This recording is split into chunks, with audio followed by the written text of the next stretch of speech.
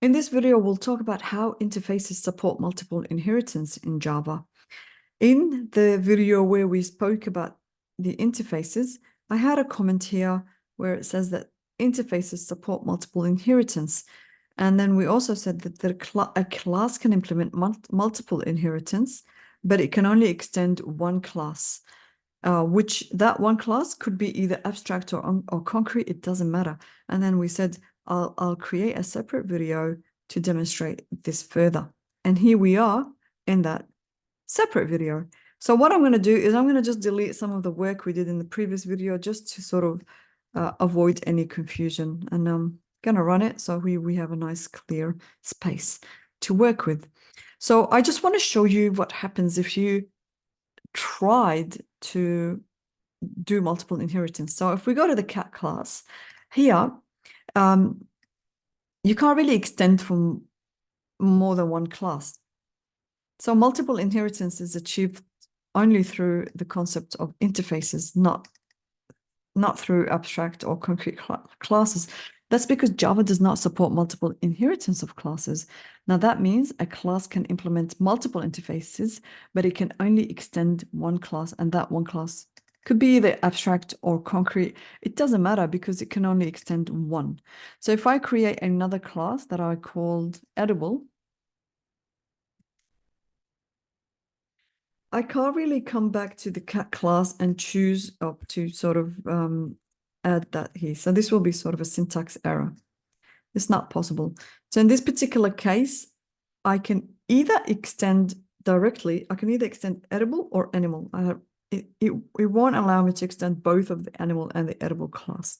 So I'm just going to delete this, and then that's going to take us to our point, which is how would we then demonstrate the concept of multiple inheritance? And that would be through interfaces. So I'm going to right click here and choose interface, right click on the package and choose interface. And I'm going to give this the name Swimmable. Okay, so that interface is being created, and you can see in the Package Explorer that little eye in the top right corner to indicate that this is an interface. So here, when we created this interface, what I'm going to actually do is write a method signature. So this is what we talked about in the previous video. We don't really specify how this method will be implemented. It is up to the child or implementing classes to take care of this feature. And this is how we can achieve abstraction using interfaces. Okay, now what we want to do is we want to modify the cat class to implement this interface. So what I need to do is when we said implements action, all I need to do is put a comma and just put in the second interface that I have just created. And then what we need to do, we get an error here because it says that the Swimble has an unimplemented method, which we can implement. Otherwise, if we don't, we need to make the cat class abstract.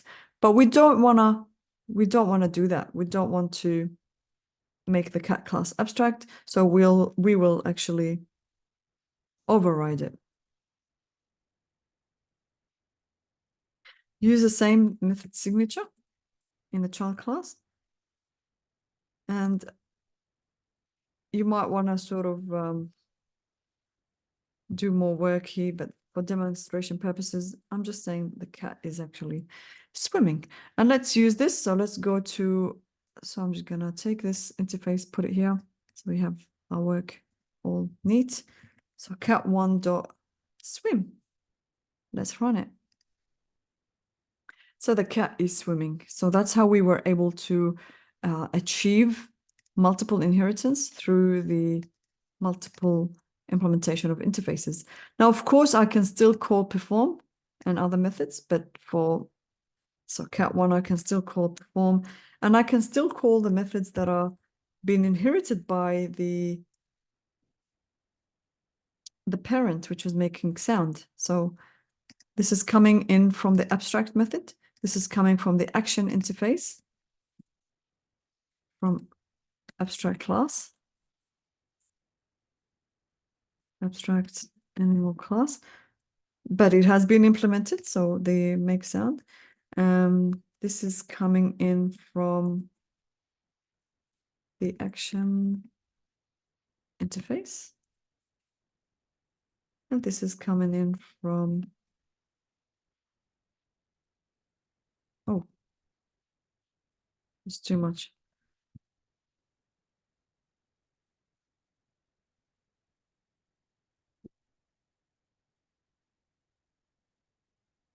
Okay, so that's pretty much what we have.